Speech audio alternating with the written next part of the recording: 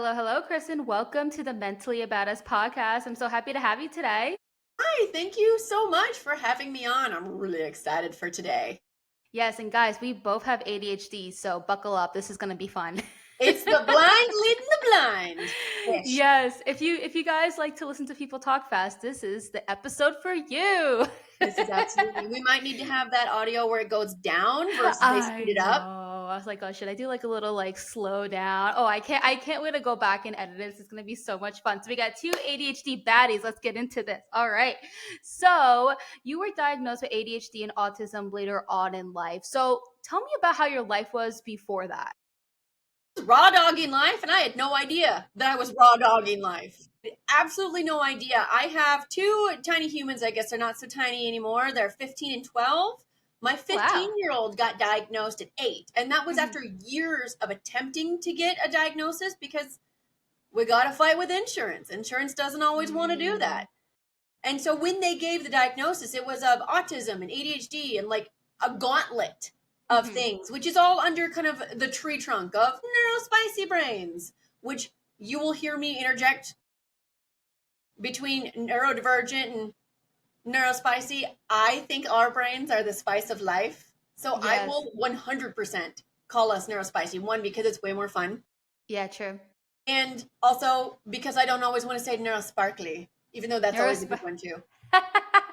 It's like which one? Neurosparkler or Neurospicy? We should Right? add to the ADHD community. We should 100% ask. See, this is going to be one of those days. Yeah. This is gonna Okay. be So fun. he got diagnosed, and then I went in and got both my master's degrees working in the field of counseling and to get licensed and to do all of the things because Texas made me do extra work. And, it's a pathway we don't need to go on. Mhm. But a therapist friend of mine said, wait a minute, your kid's diagnosed, but you do the same thing. Like maybe you should look into female autism. I was like, no, no. And then like I stomped my foot and I acted like an aggressive 3-year-old. I'm like, that's not me. I don't do this. I don't hit that criteria. But then I started paying more attention. I'm like, oh crap. And it lit up a bunch of pathways that I didn't even realize were there for me. But then, whenever I told my friends and family, they go, well, yeah, didn't you know that about yourself? Clearly not. If I'm coming in and telling y'all I just learned this. Mm. So, when you were younger, when you were in school, did you struggle in school? I did and I didn't.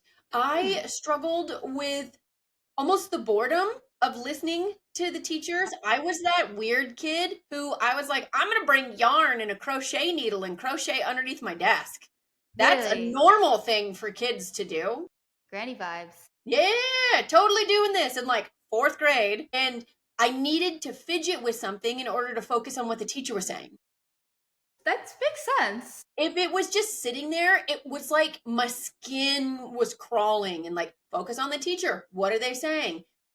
Am I telling myself too much that I need to focus? Am I listening to what they're saying? Oh, look, there's a bird out the window. Let me doodle on my desk. My shoes have marker colored all over them. The idea of paying attention was miserable. Yes. Oh my gosh, I didn't even think about that with the whole having to be occupied in some other way. I wonder if that would have Mhm. helped my grades. Did you, when you grew up, did you go to like a public school or a private school? I went to a public school and I grew up in an Air Force family, so we moved quite frequently. And Okay. so I would start over in different areas, which is good for the chameleoning aspect of the, hey, I can put on this mask and go meet new people and do these new things. And you won't know that I'm weird. I'm starting over new and somewhere Hmm. else. And so anytime that I may have been able to be seen for the ADHD, for the autism, it was missed because we'd moved somewhere new. That makes sense. And a lot of military kids actually end up falling through the cracks because of Mm. this. And it I got to put on the new, almost like masking, like you're standing on a stage and you're playing a character. I got to put on the new mask and put on the character of I'm a Texan now. I'm in Colorado. I'm doing this. I'm doing this. I'm an eighth grader. What does that look like? Done that too. Like you feel like you have to Mm-hmm. live like a million different lives. Like Mm-hmm. if you know what my day to day looks like and everything that I've been involved with, like I literally have this podcast, we also have a clothing line for this podcast. I also do social media management for clients. I'm also taking acting classes now. And it's You're like, wearing all the hats, all the I mats. know. And it's like, it stresses me out. And then it's also, I struggle also with depression, BPD, and anxiety, and just like so many other things. And Do you know, with the idea of masking, and so I'm going to nerd out here in a minute. go For ahead. therapists and clinicians, we have a diagnostic, like the DSM, diagnostic, Yeah, I blah, know blah, what you blah, mean. the manual. Yeah. Autism burnout is not in the manual for this part, but I very, very much believe it's going to be a component for the next generation of the DSM, because we are finding out that autism burnout is very, very different than traditional burnout. It's not just, oh, I have burnout at work. It encompasses every aspect of your life, and it can Yeah. take part because of masking, because Yeah. you use so much bandwidth to pretend to be human. Pretend And to be human. yeah, so many of my neurospicy brains, they say, I feel like an alien among humans. I Yeah. feel like one of the lizard people. I feel like I'm faking it. Oh my gosh. I just had a mind blowing thought in my head right now. I'm going to tell you right now. It's weird saying this because it's about the podcast, but I do this podcast because I want to contribute to the mental health community and I want to help others. I want to spread the awareness. I want to make mental health talk the norm, create a ripple effect, have stories, right? And it's hard for me sometimes to do the podcast because of my social anxiety and then always having to meet new people every time. Mm-hmm. But you got to do what you got to do, right? So I do it anyway. I just every single day I just walk through my fear and I just do what I got to do, right? And so, which is why I was talking to you before about like the kava, like it helps slow me down, it helps calm me, Mm-hmm. because also like I had childhood trauma with people being horrible to me. And so even though everybody on Palm Match has been so nice, every guest that I've ever had, they're always like, There's everyone's so still nice. So that yeah, it's just trauma. assuming that, yes. And then another thing too is that I could only, my max of recording per day is 2 a day. I cannot do more than 2, because if I do more than 2, I'll be with them and I guess like, Mm-hmm. what'd you say? And it's like, and I've also learned recently that if I do an episode after like 5:30 and I had like a whole day of doing things, I'm just not as like attentive, which I don't mean to, but I've noticed it lately. And I was like, No, okay, that now makes I so much know. sense. I do that in my therapy world. I try not to take more than 6 clients in a day. I try not to have 6 back to back to back to back to back, because it's jumping from one to one to one to one to one. And by the end of the day, coming in late, and I'm an early bird, I would rather start at 8 o'clock in the morning and be done by early afternoon. You're right. After 5:30, it just feels like I'm bereft of empathy. I'm bereft of emotion. I cannot give you that energy that is needed to come in and do these podcasts, come in and do therapy sessions, to be human. I don't have the bandwidth to Yeah. be human anymore. Yeah, so true. I just want to just like sit down and just disconnect and pretend I don't exist sometimes. We just want to doom scroll on social media. Yes, the dopamine. Oh yeah, all the It's so, dopamine we hit. can talk about that and how hard it is. Like, I'm not, thankfully, I'm not an addict in ways of like drugs or alcohol or things in that nature. But I feel like down the road, it's people are going to start talking more. I mean, we already talked about social media addiction, Mm-hmm. but I really do feel like it should be more a serious conversation, because like everybody knows alcoholism, drug abuse, all of that. But social media, if people are addicted, it could You really are mess with the not brains wrong. too. Well, and it's so interesting, because I will come into it from the neurospicy side of things. And with the neurospicy brains, a lot of times that's the way that we can connect, is through Mhm. social media, through the internet, because a lot of times we're kind of awkward and we're kind of weird, or True. I might end my sentences in a place where I wasn't planning on ending a sentence, or I might be like, do you like bread? This is super awesome. I like bread. Look at my cat. Please don't show butthole. And then everyone in organic, like face-to-face circumstances, people just kind of look at you and they're like, oh, she's a lot. So online, it's you're allowed to be a lot, and you have True. people who match. But also, in typing things out, you can temper what you say. You can use Yes. AI to say, help me find this in a good tone. I recently got into a little bit of an accident when I was out doing like food delivery. Now I didn't hit, it wasn't like hitting cars. It was more just like I was leaving a resort. I was delivering at a resort and I was leaving the gate. And instead of the gate going outward, it went inward and it hit my car. I was pissed. And Bet you were. yes. It freaked me out too because, and then when the gate closed, it said there was a sign on it that says gate goes inward, but I didn't, we could talk about ADHD brains here. Mm-hmm.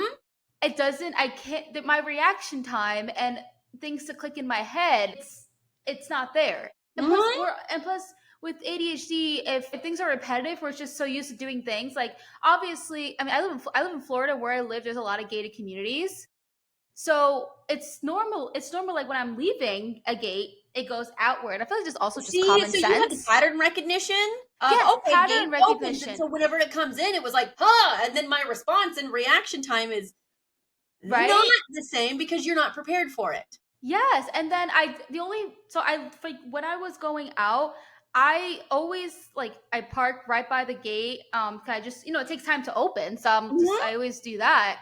And you have to go really close to the gate for the sensor, which I did. Okay, got close to the sensor. Okay, I'm good. I'm just gonna wait here, put in park, and then normally I would just like real quick just look down at my phone, and then all of a sudden I hear beep.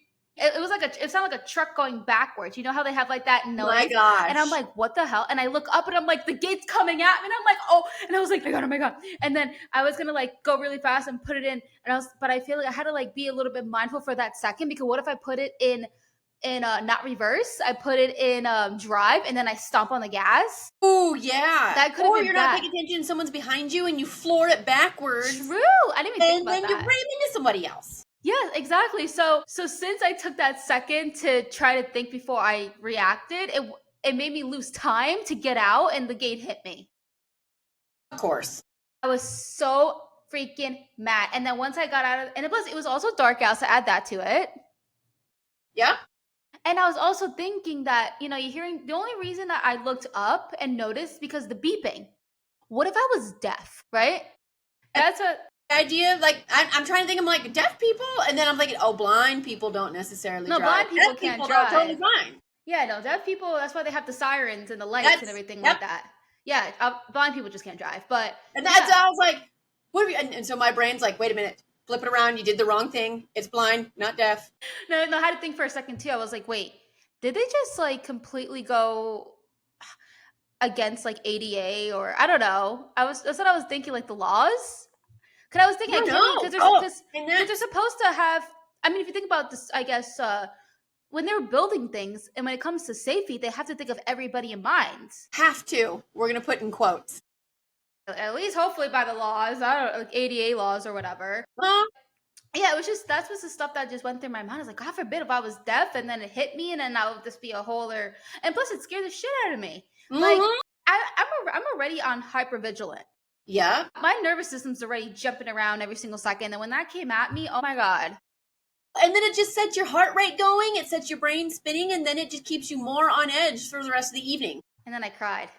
I think I would have tried to. I went out, and then I need to pull over first. I wanted to make sure I didn't have any damage. Thankfully, Yeah. I didn't have any damage, thank God.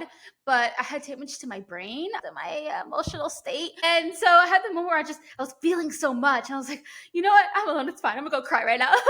That's mm-hmm. Why is this my life? This is So yep. I was pissed, and I was like, I need this. Like, this is not okay. Like, I wanted to like file a complaint with the hotel. Like, this should not. Like, I was appalled. So I was sending an email, and so I'm like, Chat GPT.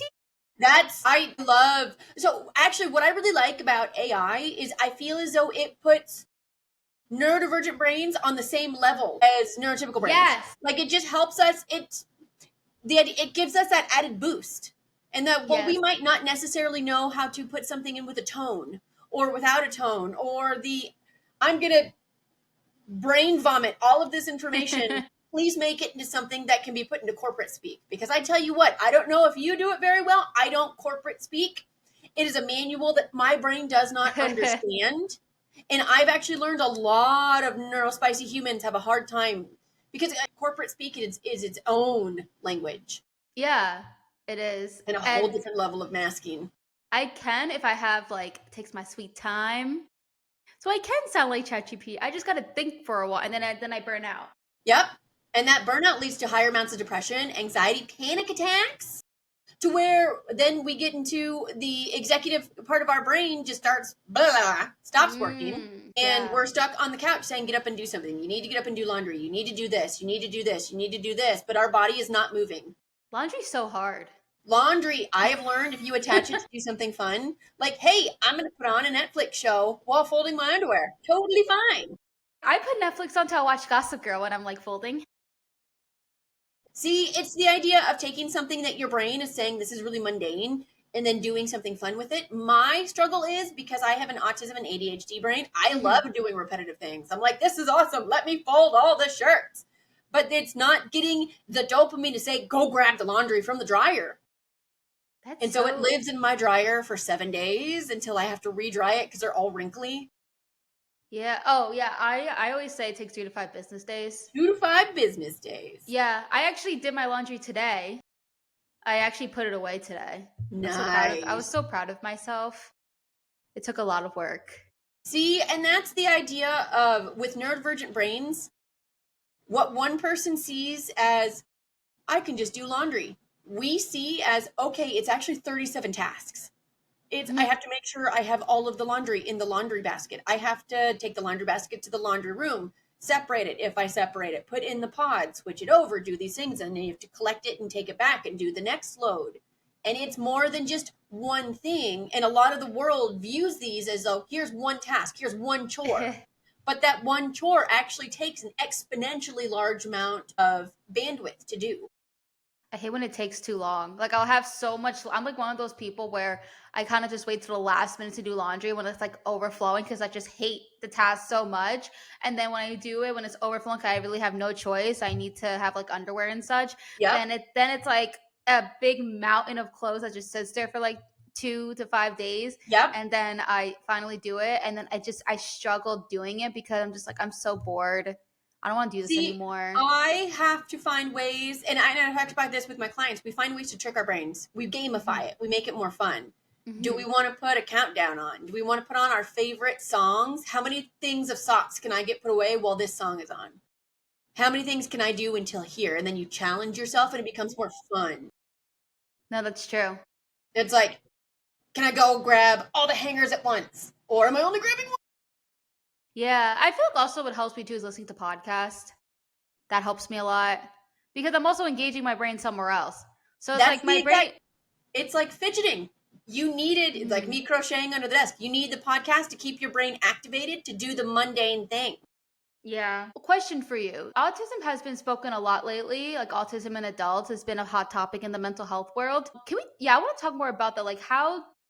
How did you know you had autism? Like what was the whole experience of being diagnosed? Years and years and years long, really. And in the beginning, it was a self-diagnosis. And what I really loved about it is during this time, it was during COVID when the world shut down. Because when the world shut down, what did we do? We went to social media. We went to create videos.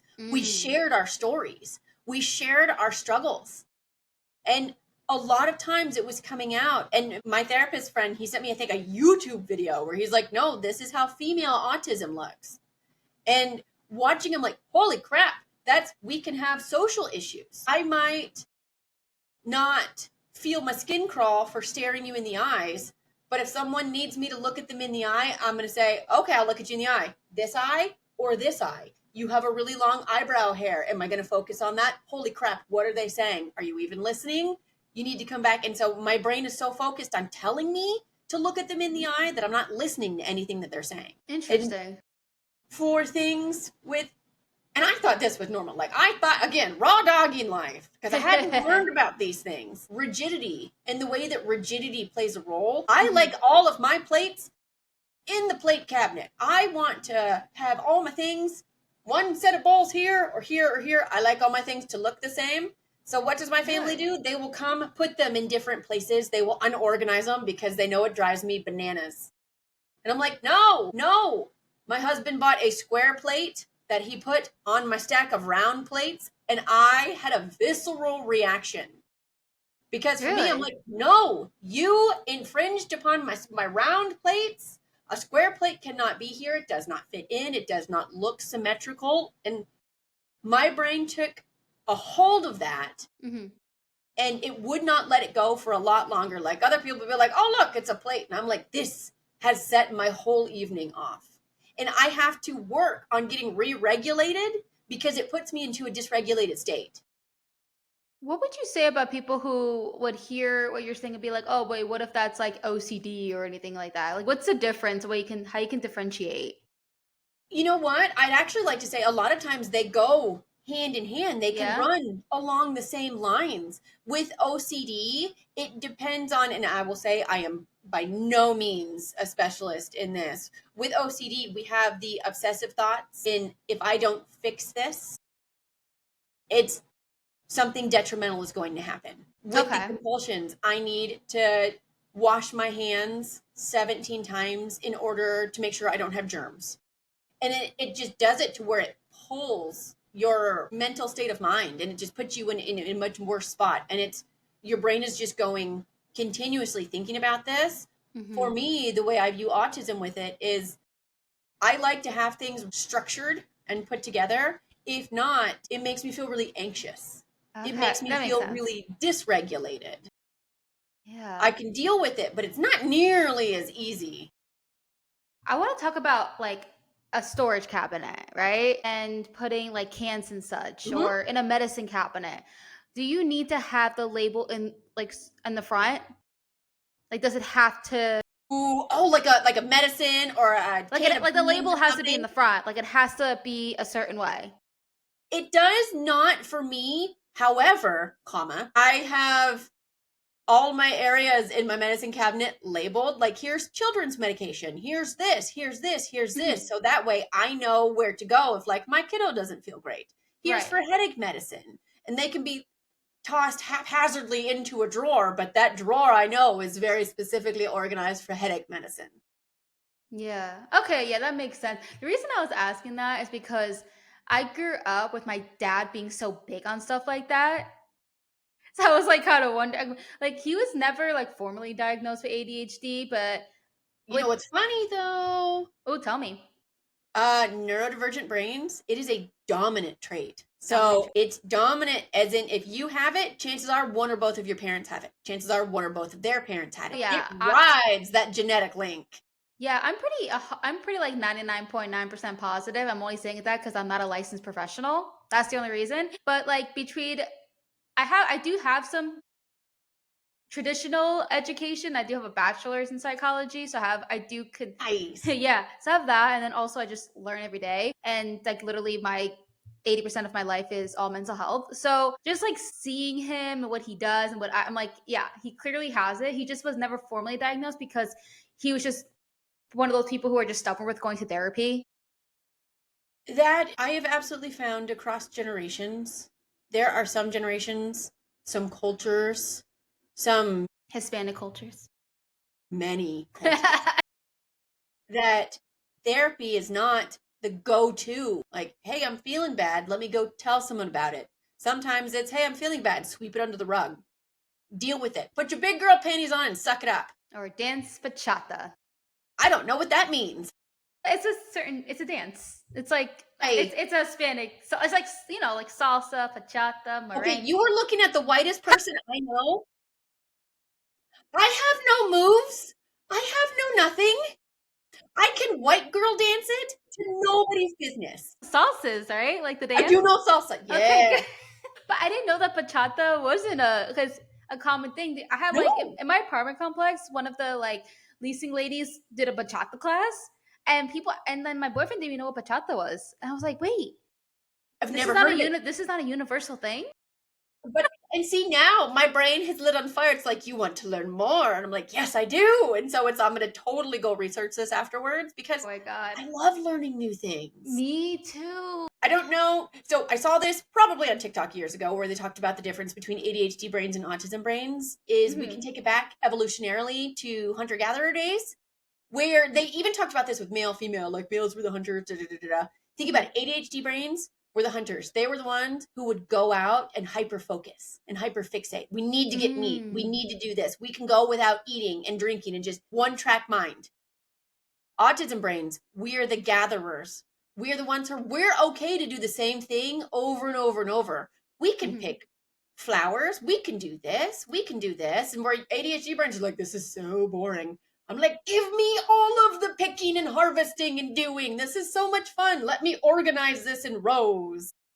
Oh my god. I could think back to I always do have a thought where I'm like, I want to know about our ancestors and how it was because like, obviously modern day causes so much anxiety and depression and just overall we're just a huge stress case. Everybody, our nervous We really systems are are. always in fight or flight, and it's like we're so scared to answer emails or when it's like we think a bear's coming after us. So I always try to like put our brains back to like evolution and like our ancestors, and I always think like that all the time. I'm like, where does this come, I was listening to a podcast and they were talking about people who have like who are anxious or hypervigilant, have anxiety, are the ones who survive the bears. Yeah. Well, so think about it. And again, taking it back to the caveman days, because I'm going to nerd out with cavemen that I have not really any like statistical knowledge of. But for us, we cavemen like leave the cave. We're not going to go out and say, oh, what a beautiful flower. We're going to say, what's going to eat me? And so we are more aware.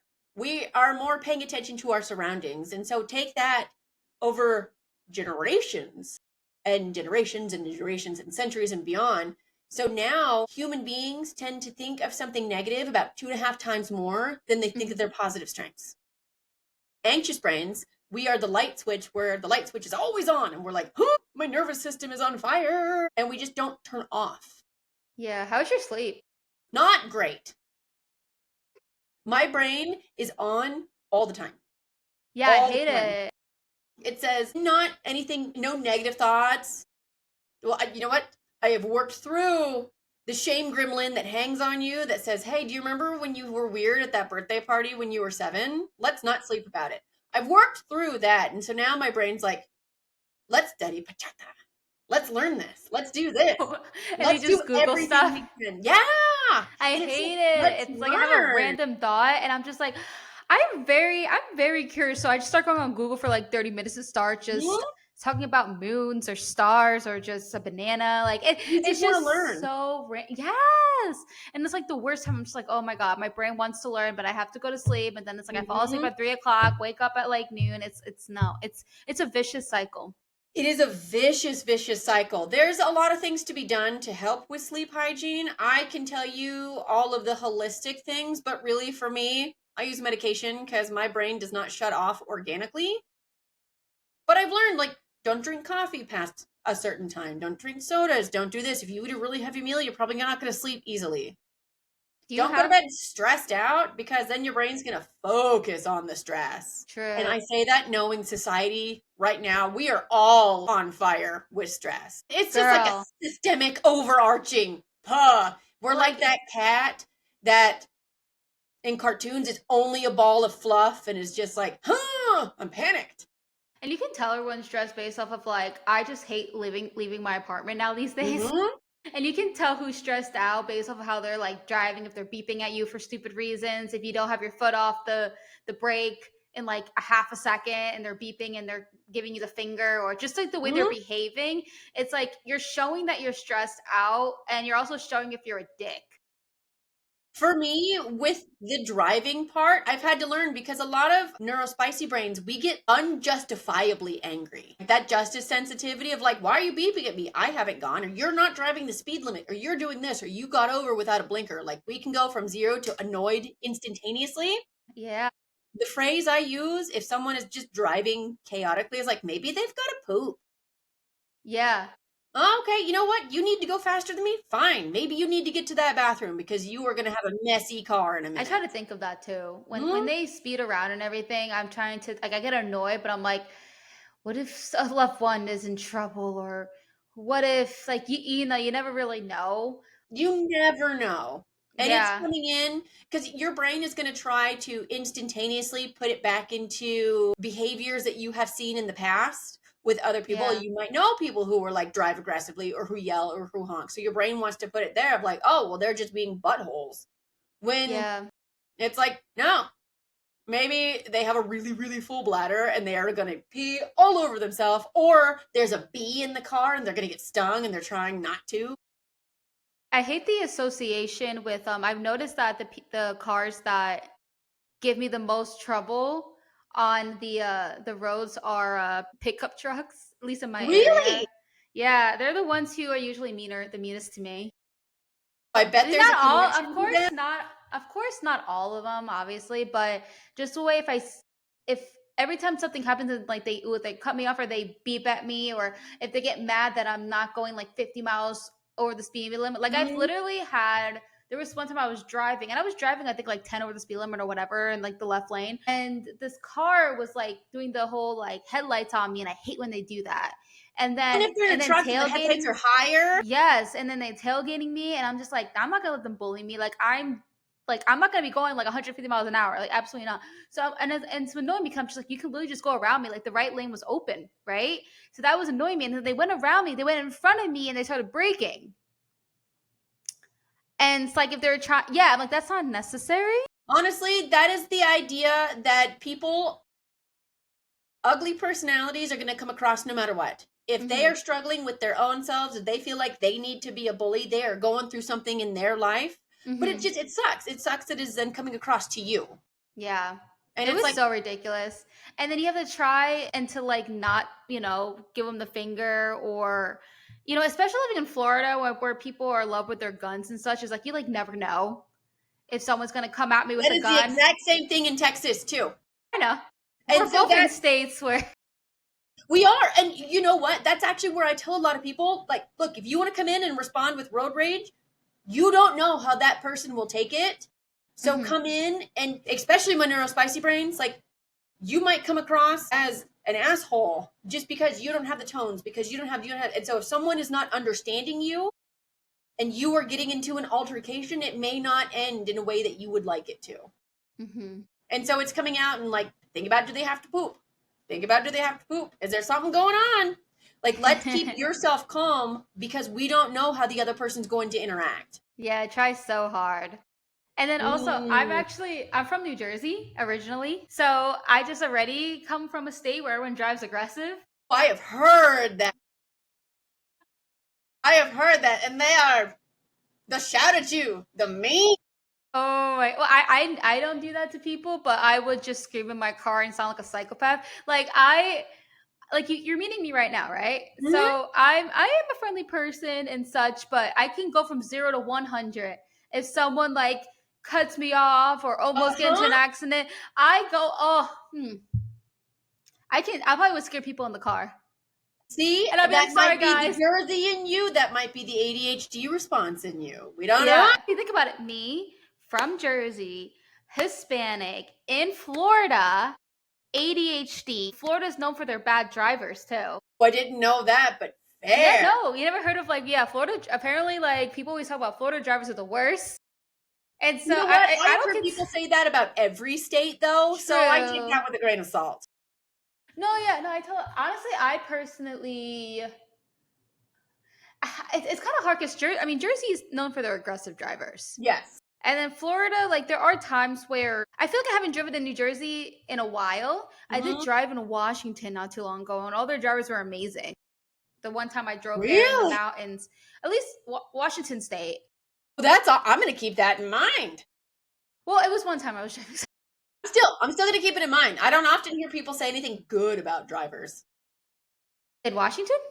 anywhere. Anywhere? Well, when I was there, like they were actually like being nice to me. And it depends also. I feel like in the areas of Florida it depends. Like I lived 2 years in like Southwest Florida and they're worse than here. And I'm in Orlando area right now. In Hmm. the Orlando area, they're more friendly and respectful. While Okay. in Southwest Florida, they're more entitled. Okay. If you know what I mean. Yeah. Fair. Yeah, they're more entitled in that area, but and then of course, like I feel like if anytime someone cuts me off, I'm like, oh, maybe they're from the Southwest in Florida, and they're just like, See, you just keep it in your head and you find a way to justify it so that way you're not losing your mind. Yeah, and it's also tourism city too. So some people have the vacation brain when they're here. Oh my gosh, yeah. And so you never know who's in a rental car. You never know who doesn't know where they're driving. So true. Or So true. Ed, have you been to Florida? have you? Do you know I-4? No. Okay, so it's like the main highway that goes from, can't tell from where to where, but it's like the main highway in Orlando that goes through Orlando. And it's like known as one of the most dangerous highways in the country. And so here, us locals will make a joke and we'll call it like die for. That sounds like I am really happy to not be on that road. I used to drive it every single day to go to work when I had a 9 to 5. I mean, honestly, I don't see the die for part of it. Okay. I think people say that is because there's accidents every single day. Yeah. And I think in my head, like, think about it, there's tourism every single day on I-4. This is the Disney area, the Universal This area. is expected. Yeah. I mean, Fair. there's part of the highway where downtown Orlando can get a little funky, but since I grew up in New Jersey, like I feel like it's funky everywhere. Like one time when I was like 19 years old or 18, I was like brand new to driving, and I was driving in a county which is right by Manhattan and the Lincoln Tunnel, the Hudson, whatever. Okay. Okay. And so I made a wrong turn, ended up in New York. Oh my gosh. I will never forget that one moment I couldn't think fast enough Mm-hmm. and made the wrong turn. Yeah. I ended up driving in Manhattan. Do you know what's actually really funny? Neurodivergent brains. I'm learning they have a harder time with driving, and a lot of times they will get their license later on. It will take a while, and it's the amount of overstimulation that comes because it with driving again, like we talked about with laundry. Laundry is a lot of tasks. With driving, you have to be hyper aware of everything. Yes. And if they have a hard time tuning out what's not important, because neurodivergent brains, it's like we are always on, we're always absorbing everything, which can be Mhm. really overwhelming. And being an empath on top of it for me. Oh my gosh, yeah. Like the highly, what's it, the highly sensitive person, and Yeah. it's just, I think it's like a sponge if it was wrung out and then opened up, and it's just like and like sucks in everything, which again, if you get overstimulated, anxiety, panic, Hmm. you want to be feeling panicky while driving behind a giant metal thing of death. Oh my god, I hate being in the middle of trucks. The big, That is it's the trucks terrifying. that scare me the most. I honestly think I got lucky with getting my license, not gonna lie to you. During my driving test, the guide said, okay, make a right here. I made a left. I mean, life happens. Yeah, I remember. He was like, hey, make a right. And I was like, he's like, right. I'm like, I'm sorry. Yeah, it kicked in right there. Obviously, but of Yep. course, obviously, you're really nervous. Oh my gosh, because you feel like someone's judging you, which they are. Which They're they are, judging yeah. your driving ability. And you know what? But it's hypothetically the driver's test assessors, they are used to it and they know that Google mistakes happen.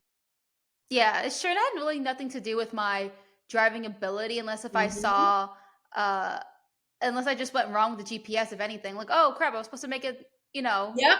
Yeah, true. So maybe that's why he was just like, okay, yeah, you passed. And I was like, okay, cool. You're like, And I yes, made I it did it. through. Woo! Oh, thank God we don't have to like retake a test after a certain amount of years. You know, I don't know how many Imagine. Oh, people let's not pass imagine that. it. That'd be horrible.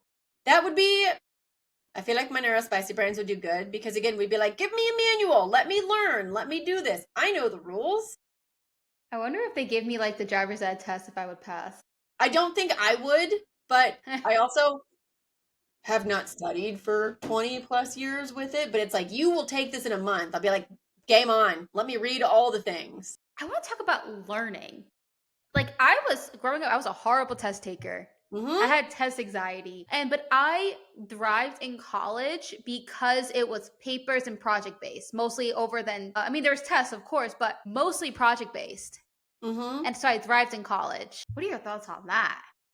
I think it's so interesting how our brains are. I've seen it with on both sides. There's this really common misconception that neurodivergent brains are going to be savants. Like, oh my gosh, you're just going to be amazingly good at math and you can card count and you can do all I'm these things. And so it's bad like, at no, math. I'm so same with you. I sucked at taking tests. I only passed classes because of the papers and the projects and the things.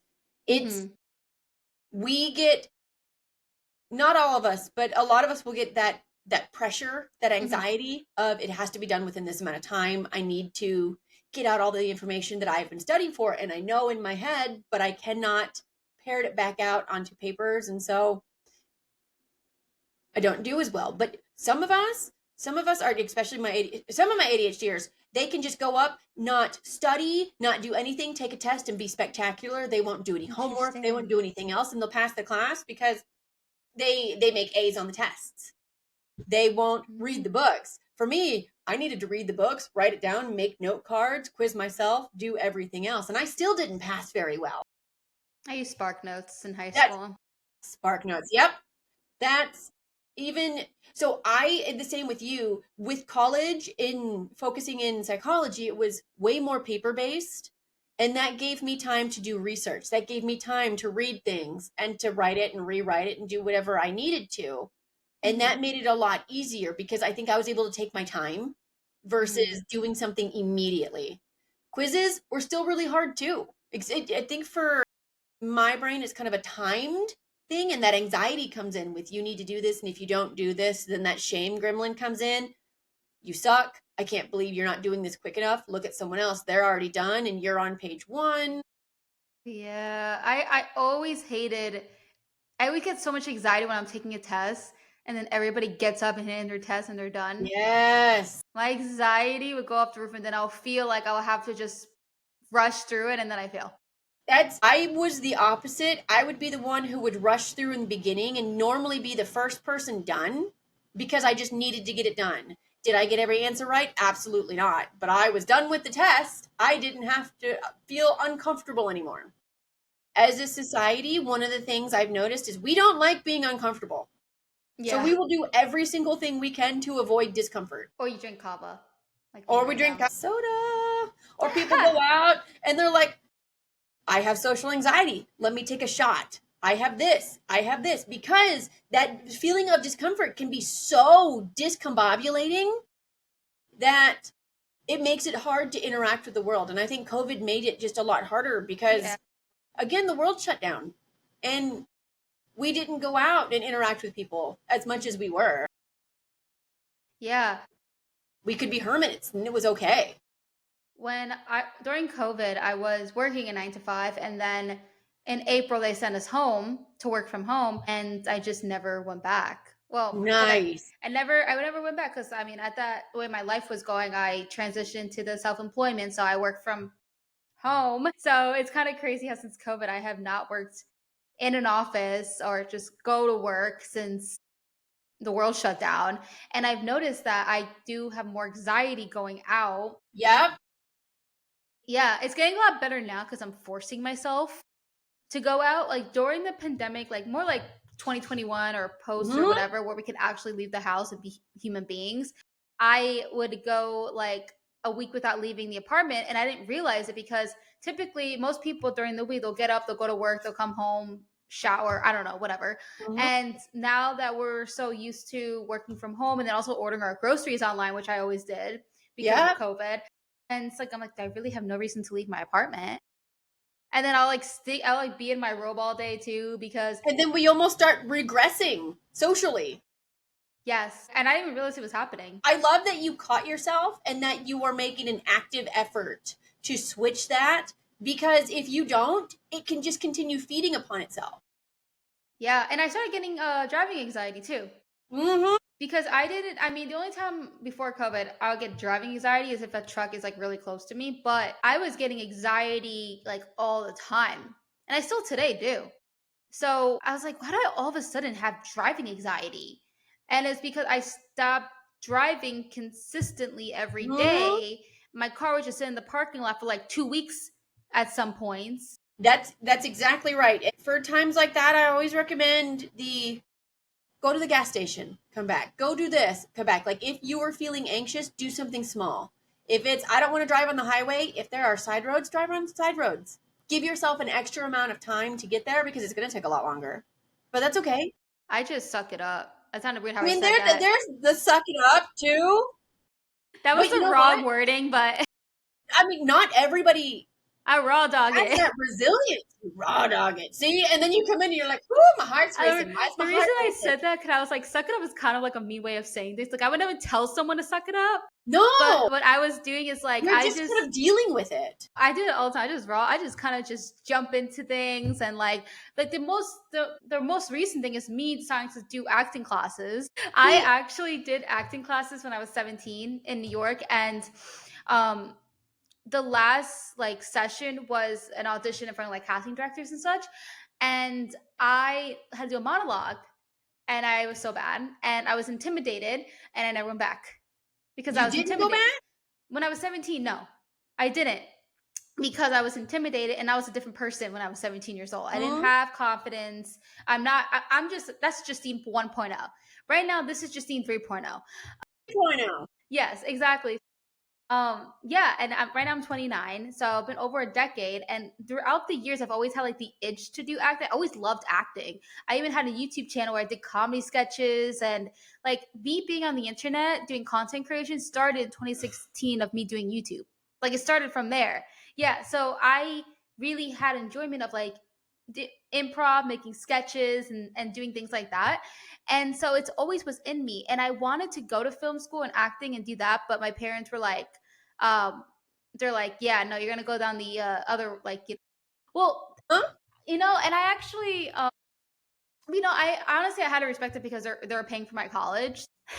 Yes, so my next thing that I went to was psychology, and it's like, oh, I want to be a therapist, and then I realized I am so mentally unstable. You know, it's funny. A lot of people who get into the world of therapy get into the world because of the trauma they experienced in life. Yeah, And they're like, I went through this and I didn't have somebody to talk to. I want to become that person to talk to because I've been through things. yeah, and you just have like this like urge you want to help people because you feel like you haven't been helped when you were a kid. So that's It's what I wanted. fixing, yeah, the internal you. Yeah. So even though I didn't go that route, I still today, in a way, use my degree, just non traditionally, because I can Look at what hold you're doing with convers. the podcast. Exactly my point. So I'm so thankful that we have a thing called podcast and the internet, because back in the day we didn't have this. So I don't know what we're doing right now, but I was going somewhere with this. They were raw dog in life back then too.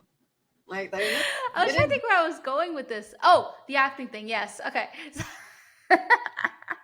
I feel like if I talk too long, I have a moment where I'm just like, what was the original topic? Oh, I've been there. Oh, I've been there. Mm-hmm. I can't Mm-hmm. wait to Mm-hmm. edit this and just catch myself being like, oh, I'm really into it. Like, huh? What was I talking about again? Yeah, my point was talking about the acting thing. So yes, I always had the itch to do it, but then I was having these whole like limiting beliefs. I'm too old to get back into the industry because at the end of the day, the industry is like dog eat dog world. Like I'm well aware it's I've gonna be heard that. rejection after rejection. My friend's actually an actress herself, and she lives in LA, and she's like, yeah, you need to have tough skin. They'll eat you Oh, I alive. bet. Oh, I bet. Yes, yes. So I'm aware that it's a hard business, but I do really love the acting. I'm not gonna say like, oh, I praise the industry because I know there's a lot of dark stuff that goes into that industry. Because Yeah. I was telling my friend that I was like, oh, I've always liked the Hollywood like, but then she was cut me off and she was like, what? And I'm like, no, like it's like aesthetic and like the red carpet. Like I'm talking about because actually when I my sweet 16, I actually had a Hollywood themed. I had Okay. like a red carpet. I had like Marilyn Monroe standees, and like it was like a whole thing. I just really love film. Mm-hmm. And so it's always been in like my blood. And when I used to work for Disney, and I did a Disney college program. And my location, cause they assigned me to locations because and my location they assigned me to was Hollywood Studios. I was like, of course. Well, that was perfect. It was That was perfect. I was perfect. like, perfect. Yes, I got a Hollywood studio. So anyway, my point is, it's always been lingering in my brain, but all these limiting beliefs, like, oh, I'm too old, or oh, I got to pay for these acting Mm-hmm. classes. Like, can I financially afford this, and whatever, right? And I was just like, Justine, shut up. Honestly, it's the idea of be brave enough to suck at something new. Yes, and I was like, you know what? I honestly, I was ChatGPT was my therapist during this. Telling Yes. about my life, and Yep. ChatGPT encouraged me to do this.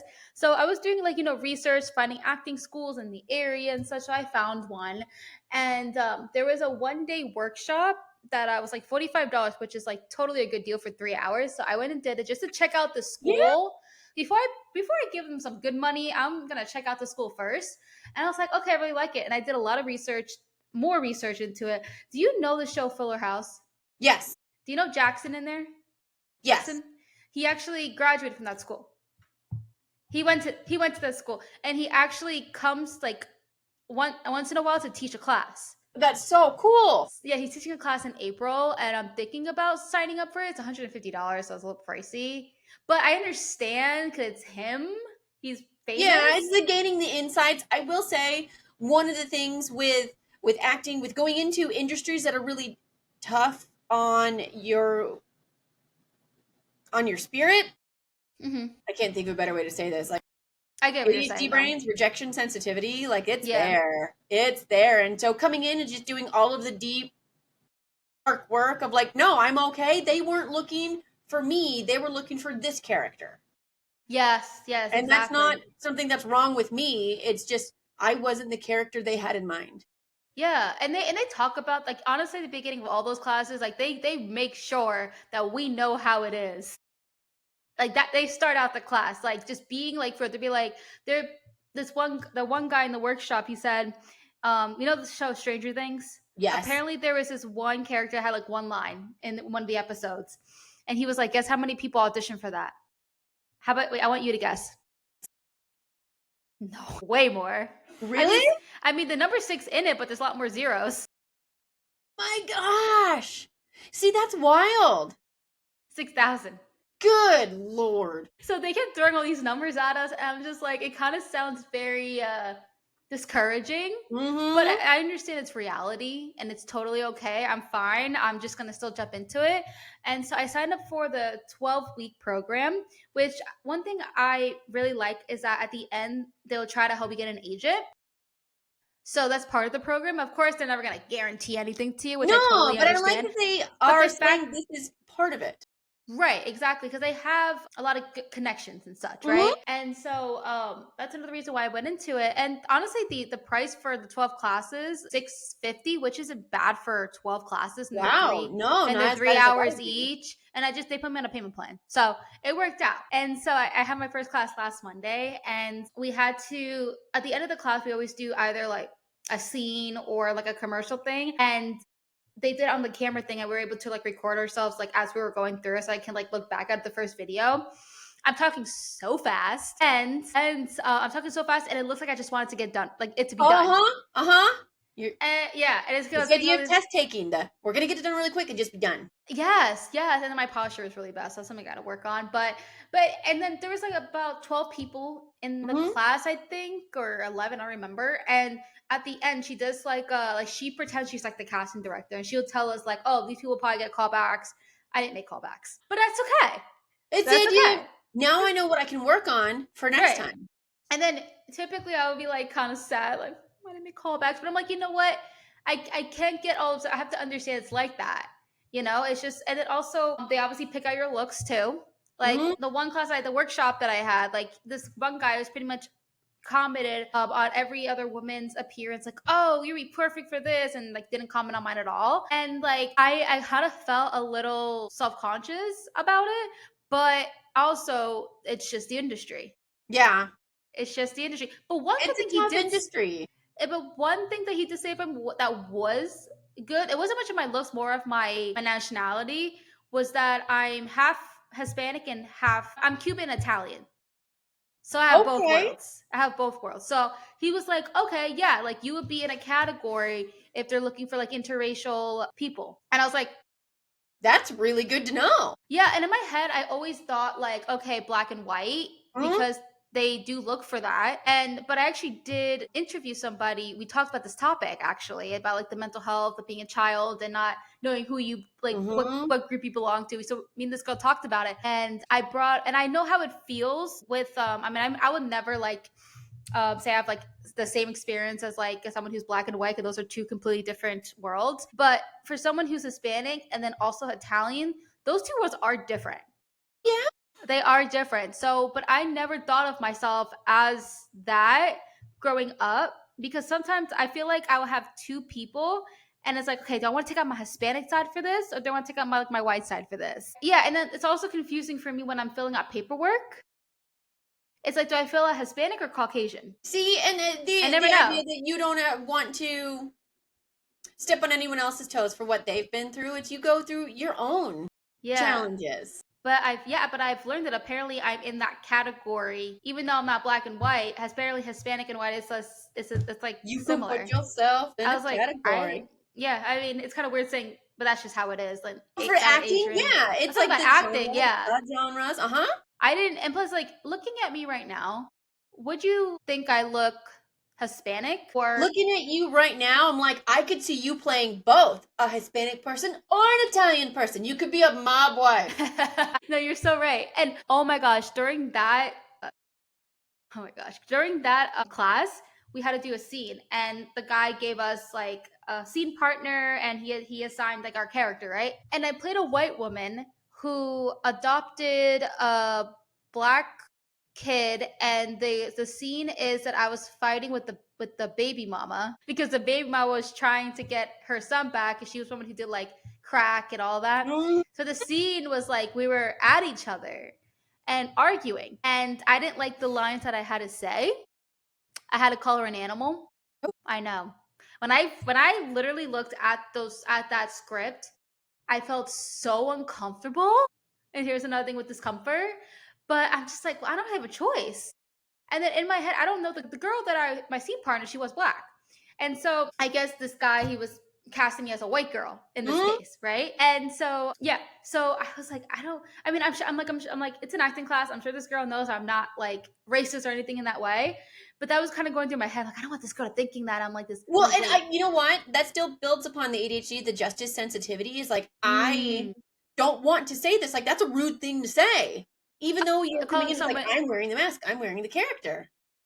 But, I don't want her to feel like this because, yeah. and so you may have felt it even more. Yeah, I mean, at the end, I mean, I even did say like, I think during the scene, 'cause I was trying to obviously do my best I can, but it was, I think they can tell my discomfort. Hmm. And so I was just saying, like, yeah, like I know I'm gonna do this and I'm trying my best, but it's also, this is so not me at all. And it's like, it's real, like, I know it's acting. It's just, I'm just being honest. It's just, this is a very uncomfortable scene for me. And then he gave me good advice though. He says, Justine, don't judge the character. You have to justify the character. So I'm not here to be judging my character. Ooh. Like I can't be like hating on my character, right? I'm there to justify it. Like why would I say that? You And know then what? when he I'm was actually going to I mean take what you said and connect it back to real life as the idea of we're wearing masks. Don't judge our characters. Like, we don't need to hide behind masks. We're okay. yeah. And so that was really good advice. And then he was talking more about the character and it just made sense. Like he said that the person I played was Margaret. Like Margaret, he's like, think about it. Margaret's not racist. And if she's racist, she wouldn't be adopting a black kid. But what it was is that at that in that scene, she was an ignorant one, meaning that like she's not an aggressive racist, like hateful. She's She just ignorant. said certain things out of anger Mm-hmm. that was racist, but it came from ignorance. And I'm like, oh, that's also just a good lesson today too. Just yeah, that was really smart. Okay, so we had a lot of conversation about neurodivergent, neurospicy. A lot of people who listen to this podcast are women who are the ages of 25 and 35, who are most likely working a 9 to 5. Tell me how you think the workplace should be for people who are neurospicy. I think it should be more accepting and accommodating and know that we all don't need to go have lunch together. Sometimes we're going to go have lunch by ourselves because we need to decompress. We've been talked out. We need to know that we can do that. Also, having higher amounts of communication, having managers who come in and give you exactly what they need from you versus the go make this coloring page pretty. I don't know what that means. Does pretty mean you want me to use crayon? Do you want me to print something off? Do you want like give me outlines, give me boundaries of what you want so Huh. I can go in and do exactly what you're looking for without having to question it further. So Yeah. added that communication, but also knowing within the work world, like a lot of times we might have to advocate for ourselves. Like, hey, I might need you to send me that in email because if you just tell it to me in passing, I'm not going to remember it. Hmm. And just coming in with do this or this, let me advocate. This is how my brain works. And just being able to pull that back in so they can build confidence within themselves and to have managers and supervisors come in and say, well, I know their brain works this way, so I need to be very straightforward. If I say something and mean something else, they're not going to catch on to it. They're only going to hear what I say, not what I don't say. Yeah. And I think you talking about that too is like, for me listening to it, it makes sense. Like I've always questioned all the time. Someone tells me to do something, I always question like, oh, just to clarify, do you mean this? Yes, Do you mean that's that? exactly And right. then some people get annoyed with me and I'm like, and then it makes me feel stupid. And it's the idea of they're allowed to be upset. You're still Hmm. going to ask the questions. And Yeah. it's not the you're stupid. It's you are not understanding what they are looking for. So you are clarifying. Yeah, exactly. And it's just being aware that that can happen with people who are neurodivergent. It's like I'd rather ask all the questions than mess it up. I think that's the best takeaway. Ask all the questions. You're not going to mess it Yeah. up. And any question is so valid because I feel like I don't know about you, but growing up in a like private school or just a really school, like the old like a lot of times people would say like the teachers would be like, "Oh, stupid question," and just the abuse of that. I don't know if you went through that, but I've had teachers that've done Well, that. funny enough, even in the 9 to 5 work world, there'll be people sitting in meetings, and there might be one coworker who is keeping the meeting longer because they don't know what it means. And so they just Hmm. keep asking questions and questions and questions. And that could be for the manager to say, hey, I'm going to let everybody else go, but let me sit and go over everything with you because I want to Yeah. make sure that you really get this. But if everyone else feels as though they get it, they're good to go.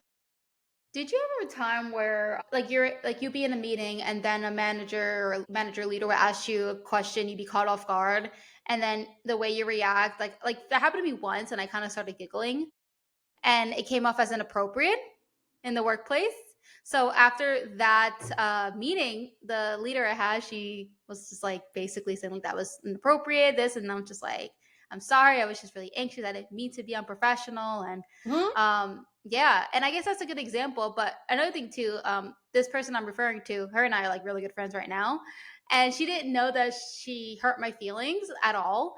I Hmm. told her like half like years later, and I was like, "Do you remember that time where you put me to the side and you said this?" And it's like because it was because she's like, "Oh my god, I'm so And sorry, Justine." I'm like, "No, I'm not mad at it. I'm just like saying like that happened." Yeah. it's so funny you say that. It's a lot of times we miss out on the tone. So the tone in which, like, she might have been saying it is it like, hey, this is I'm gonna help you out. Like, ooh, that's a bit unprofessional. Maybe don't giggle when they say someone's dog died and you're over here like, I feel so bad. And they don't mean to make you feel bad. They're trying to convey a message and our brain just interprets it differently.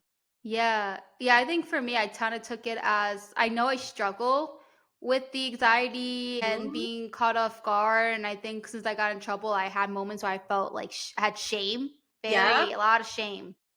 Rejection And like, sensitivity. It hits hard. yes. And I still today, like, do struggle with that, the way with our brains, because it's so hard every day to just focus. I mean, I feel like that's just like, I mean, at the end of the day, that's like a huge takeaway. Well, not takeaway, but like, of this topic is that obviously Yeah. everyone knows that ADHD it's really hard to focus and it's in my head I try not to think like this because I'm not going to use the word shouldn't. I'm trying not to use the word shouldn't, but I just have to have certain like do like live my life work a certain way to get Hmm. things done. Like I need to do like to do lists. I can only do like 2 podcasts a day. Like I have rules in place Well, and yeah, you had to establish your own boundaries, and that's what we have to do. Like, we know if this is going to be burning our bandwidth, how do we learn that? We learn from experience.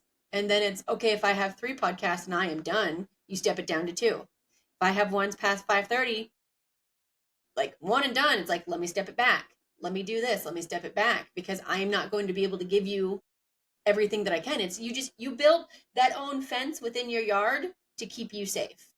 yeah, when I was working the 9 to 5 was like a call center job. So calls back to back to back to back. And you can imagine with the Disney brand too. Mm-hmm. And a lot of people were really mean to me too to keep put on top of that. And so at one point I couldn't do more. I couldn't do certain amount of calls. I constantly kept putting myself in like personal, like on the Yep. thing. I kept yeah, because you're allowed a certain amount of personal time, and I use a crap ton of it because I just didn't have the bandwidth to. I could not Yep. take back to back calls, and I saw people like my coworkers. They have no problem. They're just like, Yeah. I'm like, how? I even asked them like, how do you do that? They're like, you just get used to it. I'm like, I They feel get like kind of desensitized to it and not everybody can. yeah, no, I couldn't. I burn out. I get it. My brain's exhausted, and then when it's burnt Yep. out and exhausted, I can mess things up in the computer. And I mean, that's the idea of we find our strengths and we play on them. We don't Hmm. live in this is where I suck. Yeah, I think call centers to really change some things around to accommodate people with ADHD. Yeah. Like a little bit more personal time. I don't know. They have. I mean, it's gonna be difficult because then there could be people who are like, "That's not fair." Like, I'm sure that'll be a Well, and it's the idea yeah, of you find where the accommodations are. And if someone right, who is really anxious and doesn't like to talk on the phones, a call center is probably not for them. yeah, And so it's coming in knowing that a call center, this is what they do. Maybe you're the one who works on voicemails. Maybe you're the mhm, one who works on the emails. Whatever it is, they might be able to find different areas, but also knowing whatever company you're going into, you are going to be working within that company. And I not noticed. everybody is a fit for everything. Yeah, I noticed I did prefer to do emails. Hmm. Well, the main job I had didn't really have that offer, but I we had to help some other parts of the company during the pandemic, and I did have email duty. I think like once a week. I enjoyed that because I can take my time. I don't feel as much pressure. I can think about my response more. Yeah. I enjoyed that, and then yeah, I just learned about that. But I think this conversation was so much fun. I enjoy talking with you so much. I know we always have more things to talk about. That just means we have to come talk about it again. I know. I literally I'm like we just do a whole podcast together. I'm over here like, yes, can we? Seriously, I honestly, even I'm looking at it, it's like 1 minute, 1 minute. Oh my gosh, 1 hour and 10 minutes. I'm like, I know people are not gonna want to be listening for that long. That's where I'm like, oh, I'm so glad Riverside has that right in front of me. Otherwise, I'll be talking so much, it'll be 5 hours later. You know what? But for all of the listeners who stayed this long, like, I'm so grateful to you and hope you learned things and all of the takeaways that you can. Wonderful. Thank you so much, Kristen. I really do appreciate you. Thank you for having me.